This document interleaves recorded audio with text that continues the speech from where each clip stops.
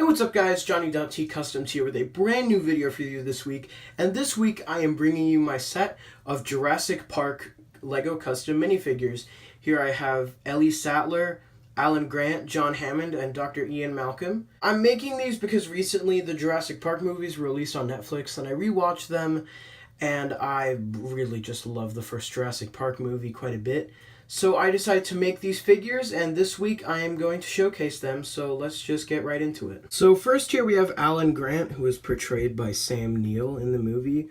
I'm just going to go from bottom up. Here we just have some standard khaki pants, which I did a really bad job painting the back. I thought I did better, but no, the paint was just rubbed off. That's sad. The front, the shoes are obviously painted a lot better than the back. I painted the belt and I painted the torso. It was a very simple figure until we get to the head.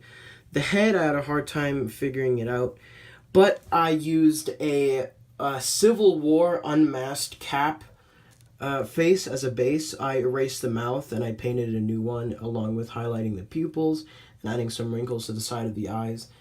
And this hairpiece, it may look like the Larry the Barista piece from the Lego movie, but it's actually this hairpiece here from the, it's not from the Green Lantern minifigure, but I think it originated with Mutt Williams from the Indiana Jones sets. It's this hairpiece that I used as a base.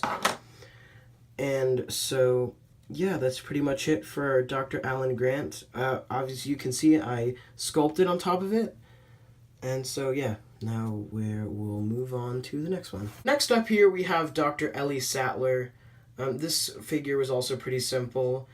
I painted on the khaki shorts and the boots and the belt. This was used on a base of skin tone legs. I got these from the Lego Batman movie CMF, the Series 2 with the Batman with the dolphin. And I sanded in some curves on the torso, and the torso is completely painted. And the arms, I also painted the sleeves on. The head is a Supergirl head, and the hairpiece is this like standard ponytail hair. And I sculpted the back. It looks kind of rough, but it's the back, so I honestly didn't care. And I sculpted on the sides. And so that's pretty much it. And let's move on to the next one. So the next one we have here is John Hammond, my second personal favorite of the bunch. The legs are just white legs that I painted some detail on. Like the shoes weren't painted on, but I painted on this little line and the line of the pants. The torso was, again, pretty simple. Just painted on those details and painted on the sleeves. I completely painted the head and the hat. The sides of his hair are sculpted on, and the rest of the face is completely painted by me. The cane was pretty simple. I used a white staff piece. I went over it with a bit of a tan-ish wash, and I got one of those dome pieces. Let me see if I can find one here to show you. There's none here, but as you can tell, I think you can tell what piece I used. And I painted the mosquito on there. I think I did a really good job on that. And I'm just very proud of this figure. And also I forgot to point out, I painted on the watch on his wrist.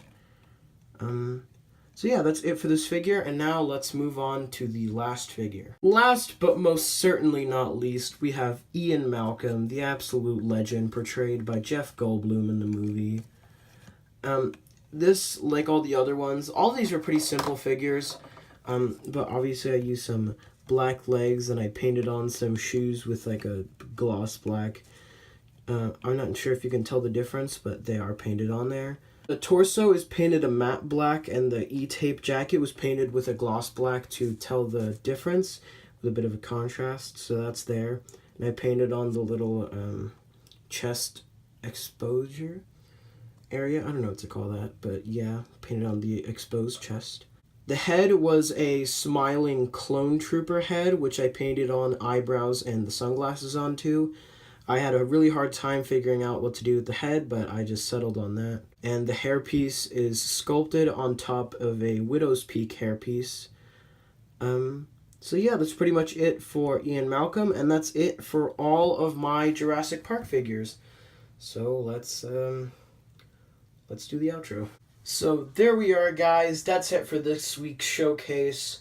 I hope you like these figures. Sorry this is up a bit later tonight. I would have uploaded it earlier, but due to my weird sleep schedule, I ended up waking up at 3 o'clock in the afternoon, and so I'm not getting around into doing this until now. So yeah, I hope you enjoyed these figures, and follow my Instagram. The link will be in the description so you can see these figures in a picture and more figures that will be showcased in the future. And yeah, I will see you guys later. Bye.